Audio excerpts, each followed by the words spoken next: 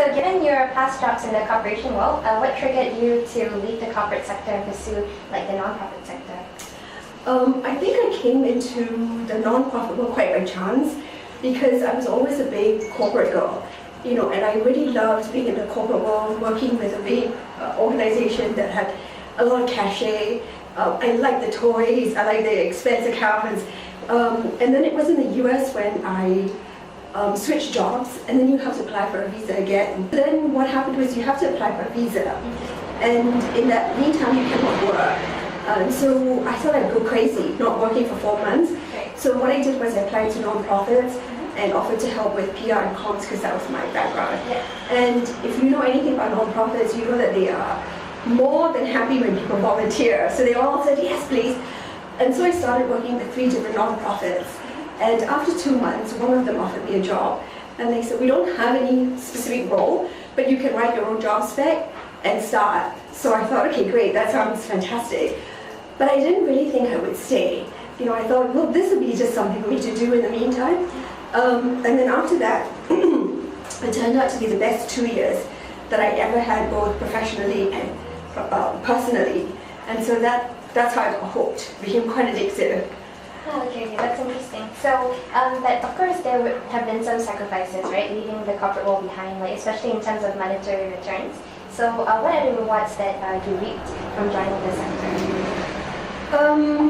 Yes, there are plenty of sacrifices, but I think there are many things that compensate in the non-profit world. And one, everybody will tell you that it's very meaningful work because you can see the benefits that you make, how much you're helping someone in very real time. And it's very, very rewarding. It's priceless. It's hard to describe. So that's fantastic.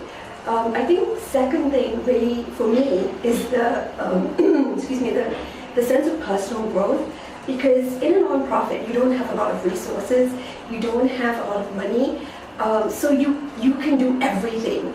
So I found that when I was in a non-profit, I was taking on HR, I was recruiting, I was doing fundraising, I was returning to the media, and if you're really open to learning, that's a fantastic opportunity. So there's a lot of there's a lot of chances to grow, to learn, to meet a lot of new people who were teaching me as much as I was helping them. That's good. So, especially with regards to AIDA, what are the touching moments you encountered that made you feel that championing AIDA was the right choice? I think one of the things that every time gets me when I meet a new student on a Sunday is how little they have compared to how much I have and how much I take for granted. So we take a good education for granted. We say food on the table, being able to travel anywhere we want, picking any job. And then I come across a student who has nothing compared to what I have, and she's still so grateful to be there, to have the opportunity to learn. This is her day off, and she's worked 24/7 for 6 days a week, but she takes that one day to come and learn so that she can improve herself. And so when you come across something like that, you think, wow, I'm incredibly privileged. And all the success stories that you hear from them are really because of their own hard work. They have had no chances, no one's given them a lucky break, but just because they're so determined, they have now got like small businesses, small cafes, a bookshop. One has got a coffee plantation. One, is running a pig farm. One has got 5 cows. And it's incredible to see that, the small things that you do make such a big difference. So it's very inspiring. Well, that's really good. So, what skill sets have you applied from your background and past jobs that enabled you to run AIDA effectively? I think that the past skill sets from the corporate world, what I learned really was the importance of measurement. You have to be very disciplined in the corporate world because everything is measured. When I was in a PR company, every 15 minutes had to be accounted for because you build the client. And so you learn a certain discipline, you learn a certain rigor because you cannot waste time. Everything has to be accounted for. And if you're not making money for the company, then you are a cost. So when I came to AIDA, they were very good at measuring impact, but I realized there was many things that we could measure more. So for example, last year we started a student satisfaction survey. We also started a mentor satisfaction survey. And we started measuring everything. In terms of fundraising, is it worth the ROI? When we do this particular flyer, what is the return? So we've got a lot more clever for how we spend money, and I think that's really important to donors. So, also you mentioned having worked in the US, right? As Yes. well as the UK, prior to your Make-A-Wish post. So there must have been quite a diverse cultural change, right? And how did you adapt and learn from working overseas that enhanced your work today? I think working overseas, you have the benefit of seeing things very differently. You have different perspectives. You learn how different people do things. You get a more global perspective. But I was able to take some of the things that I saw in the US, for example, how they run non-profits or how they run corporates, and bring it back to Singapore. So I think I've benefited from both. Being Singaporean, you also know the nuances of working in a non-profit here. There's certain things that will work in the US but don't work here. So it's been a nice blend to be able to see the bigger picture, but also put it into an Asian context. Right, but what is it about Houston that is really different from Singapore? Houston is very different in the sense that the non-profit sector is very much more well-developed in the sense that the people have a lot of funds and they're very happy to support charity. So Houston is a big oil town, so there's a lot of public support, public funds that they will channel to non-profits. It's a much bigger pool. Whereas in Singapore, it's much smaller. And there's over 200 non-profits who are very worthy, all who are doing good work. So you're kind of all competing for the same small pool of donors, but also volunteers. So that I think is the constraint. I see. So, your last post was the CEO of Make-A-Wish. So, and you joined AIDA last January, right? Mm-hmm. So, did you face any difficulties transitioning to your current post?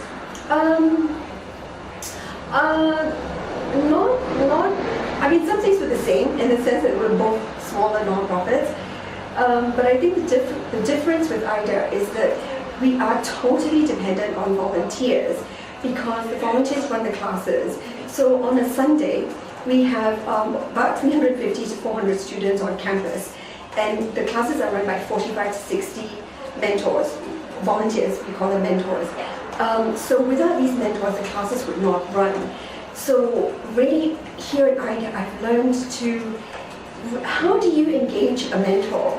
In Make-A-Wish, you do a wish and it's done. But here, the mentor adopts a student for 9 months. So how do you make a busy working professional adopt a batch of students for 9 months on a Sunday morning, which is very precious, come all the way to Dover? What makes them do it? So you really have to understand their motivation, how to engage them. So I think that's one thing that I really had to learn very quickly, because otherwise you would lose your mentor base. Excuse me. Also, I think AIDA is much smaller than Make-A-Wish, so it's again being very creative with the very limited budget that we have. But you learn prioritization skills. There's so many things you can do, so many things you want to do. But what are the things that you have to do, the top 5 things that will make the most difference and help the organization grow at this point? What are the things that you can make medium term? What are the things that you can make long term? I see. Okay, but you're speaking about constrained budget. So is it harder for AIDA to get fundraising? I mean, I understand that one of your partners are Barclays, right? Yes. So do you think it's going to be difficult going forward to get more partners and more fundraising? It's yes and no. I think it's difficult because, quite frankly, AIDA is not, can I say this, it's not a sexy cause. Everybody understands sick children. Everybody wants to help the elderly because you know it, you can identify with it. But sometimes it's hard to understand, why should I help someone who is going back to their home country in the Philippines? Why not help causes that are more focused here? So that is, I think, trying to convince people Also, the thinking is that, well, I want my helper to be here. I want her to be here for the next 12 years and help my children grow up.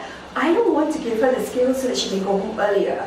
So that's that kind of mindset that makes it a little bit more difficult. Yeah, but how would you want to change the mindset of the employers? Because you speak of them being reluctant for them to be more independent. Yeah. I think what I would say to employers really is, if that was your mother, if that was your sister, would you want them to be away for 12 years? Would you want them to be to have no choice but to be a foreign domestic worker? The answer is probably no.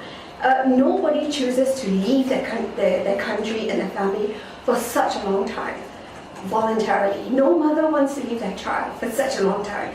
So, why would anyone do it? So that's my message to them. If that was your mother, wouldn't you want her the chance to have a better life? Yeah, I agree. So, what's your view on AIDA as a transformational platform for individuals and its impact on society? I mean, you mentioned that it helps foreign domestic workers, but how do you feel that this would help society? I think the bigger picture really is that, because we are successful, because we are fortunate, it therefore is our duty to help other people. You have had the benefit of a very good education, so it's a very small thing to give back to someone who doesn't have it. And who knows, it's completely random why you should have been so lucky, why I should have been so lucky. It could have been you that had to be the foreign domestic worker. And so therefore I think that's our duty to give back. And it doesn't have to be a very big thing that you do. You can be a mentor, you can donate a laptop, you can help in a fundraising event. And you'll find that it's the very, very small things that can make such a big difference. So that's what I would say. So what plans do you have for AIDA in the coming 2 years? We're looking to scale up. This year we'll finish out with 750 new students. But in the context of Singapore, we have 218,000 foreign domestic workers. And by 2030, the ministry anticipates 300,000 foreign domestic workers. Now that is a lot of women out there whom we could help give the skills to, so that when they go home, they have a choice. With the skills, they have the power to change their circumstances. So that's our plan, to scale up and to give more women the opportunity to make their own choices. Great. But how about in terms of branding and publicity? Are you planning to scale up on that as well? For sure. I mean, I think that one of the biggest things really is to raise visibility, because we've been here 9 years, and I think that we're still not that well known as a non-profit organization. So there's plenty to do, and to raise awareness of what we do and how people can help and the impact that it's making. In terms of branding, it's a Singapore registered organization. It's probably one of the very few organizations in the world that does such a holistic program for foreign domestic workers. I really don't know where else you would see a combination of financial literacy plus computer skills plus leadership and entrepreneurial skills, all wrapped up in a special package. So it's something that we do well in Singapore, and we really want to tell everybody this is what we do. We already get a lot of requests for partnerships to set up affiliates in other parts of the world. So I think we're not ready yet, because we still need to put certain systems in place, so it's still quite small. But once we get to do that, I think then we can take the program and enable more women to go through it. Mm-hmm. Well, but how about educating employers? Because as you mentioned, there's not a lot of them could be reluctant and all that. Would you plan to put forth something in which that you could reach out to them and perhaps educate them on the benefits? I think we're trying to do that all the time. We have a lot of outreach programs to not just the students, not just the volunteers, but also to employers. And really what we're trying to do is get them to come down to the campus and actually see how structured and safe the environment is. I think one of the biggest deterrents is that people think, well, I don't know what my helper is actually doing on a Sunday, so is she getting up to no good? Really, but when they come down to the campus, they can see that it's very supervised, it's very structured, and they can also see the impact that it's making on their students, on their helpers. Now the helper is setting up a business, she's learning how to communicate, she's learning financial literacy, which means she can actually help you. She can help you manage your household budget. I think they're slowly coming around, but it's a slow process because you're changing mindsets, and so it's a constant thing. We just need to keep doing it. So, what challenges do you anticipate in achieving these goals, like what you said, in this coming 2 years to do so? The challenge, I think, with it's the same for any non-profit. It's it's one, getting volunteers to continue. It's also getting funding because it's funding helps you continue with the program. So that's one of the things. And for us, fundraising is constant. It is, there is no let up because you constantly have to build up your partnerships. You have to put a lot of eggs in the basket so that if one corporate drops out for whatever reason, you are not at risk. So I think the funding will help us do many things. We'll run more programs. It will help us pay for rental of more classroom space. We will also be able to offer better salaries to staff so that it becomes a viable long-term career for people to work in IDA. So those are the primary goals for the next couple of years. I see. Well, so just now you're mentioning like you might want to open up to more countries, right? Because as Hong Kong and Taiwan, they too employ a lot of foreign domestic workers. So are you have any specific plans to like reach out to them and get them to get on board with this? I think for the moment we want to remain very much a Singaporean organization and help the situation in Singapore. We're very happy to share information with others, and we recently had a conference whereby we had organizations in Hong Kong, in other parts of the world who came and we collaborated. So if there's things that we're doing here that they can maybe take away and tweak, then we're happy for them to do that. The aim is not to go abroad right now, but as much as we can share information and experience, then sure, we're happy to do that. Why reinvent the wheel? If we've done it, then we're happy to share it with you, and if you've done it, then we obviously want to learn from you. Yeah. Well, okay, just a quick question. Do you think that leaders are born or made? Well, that's a $65,000 question, right? I think management experts have been debating this question for a long time. So I don't know that I have the answer to it, but I think there's some things that leaders do that everybody can learn. And then whether you become a leader or not, you will become a better professional and you become a better person. I think for one, if I think about the leaders that I've worked with, they listen very well.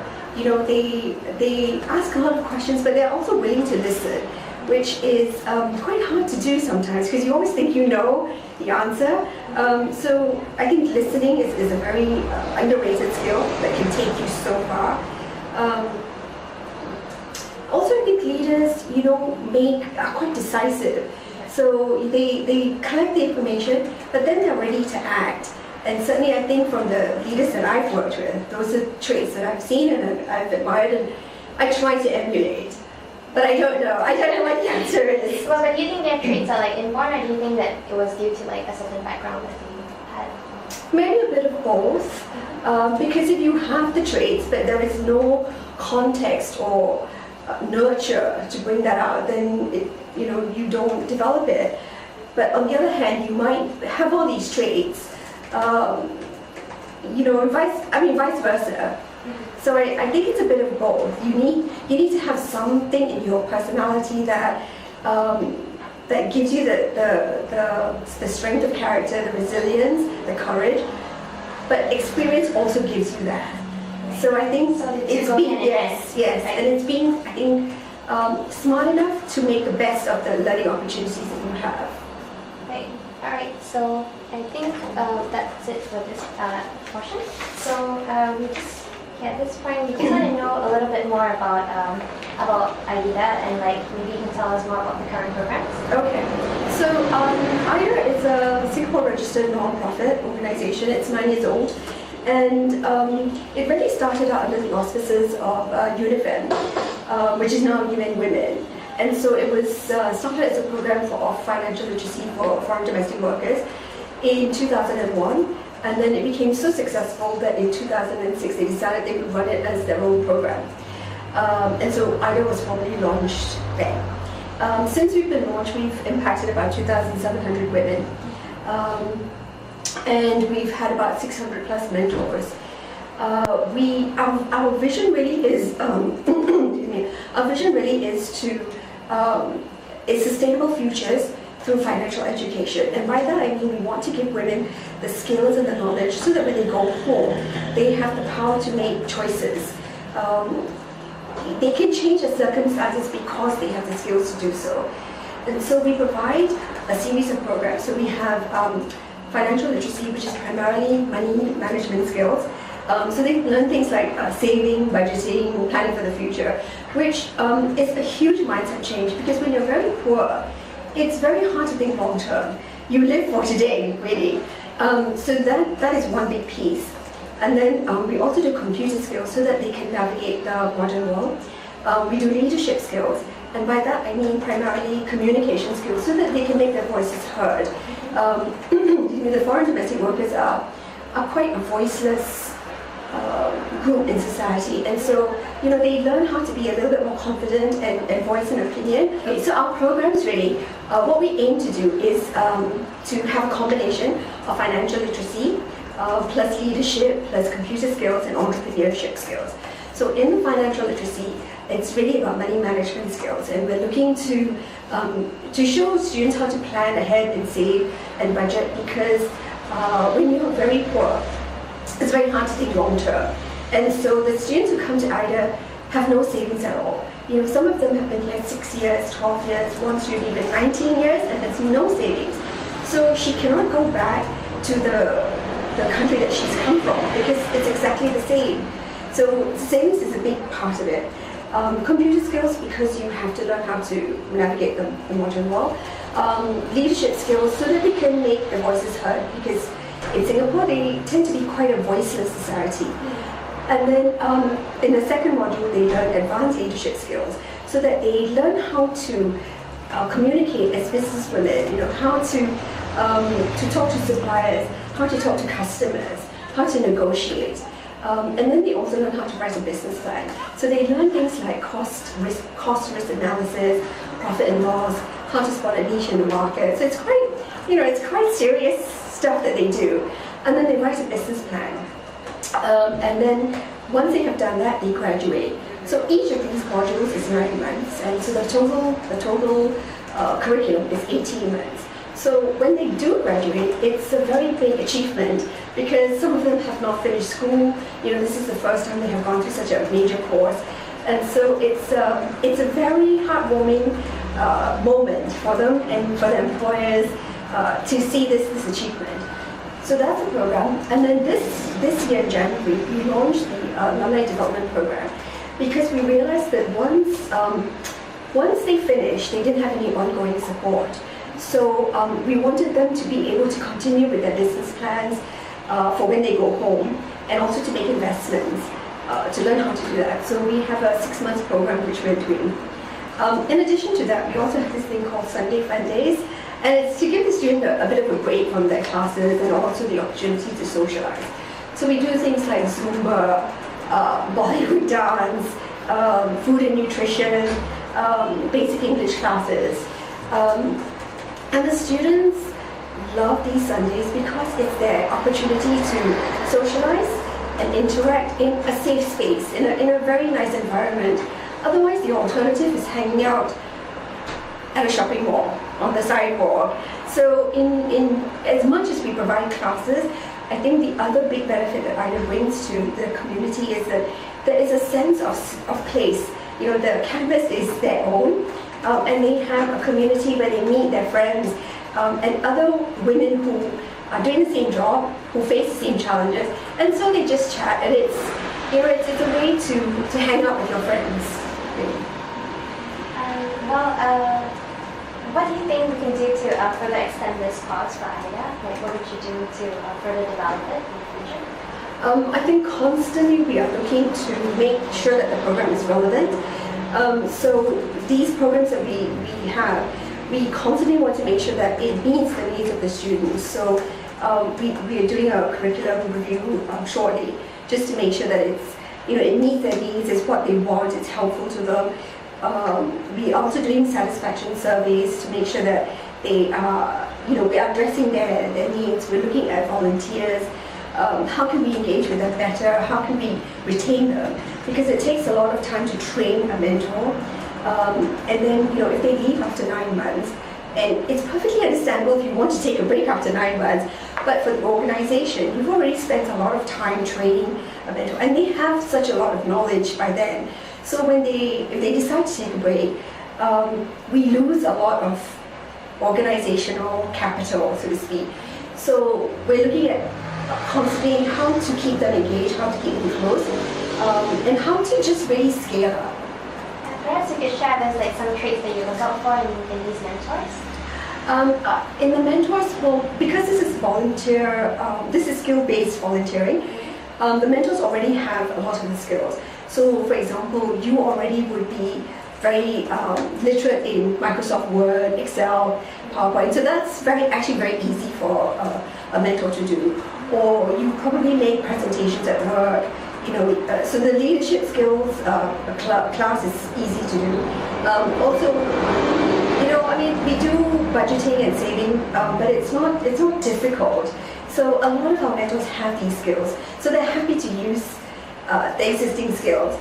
I think the difference that makes a very good mentor for Ida is understanding the cultural sensitivities, because you are dealing with a certain group of women. You're dealing with Filipinos, Indonesians, people from Myanmar, Sri Lanka, Indians. You have to understand the cultural context in which they come. So there's certain things you would say, certain things you wouldn't say, certain ways to deal with the issues. So it has to be someone who understands the cultural sensitivities. Also someone, I think, who is quite good with people and understanding sometimes you have to push a little bit, sometimes you have to give them some slack because they've had a very long week.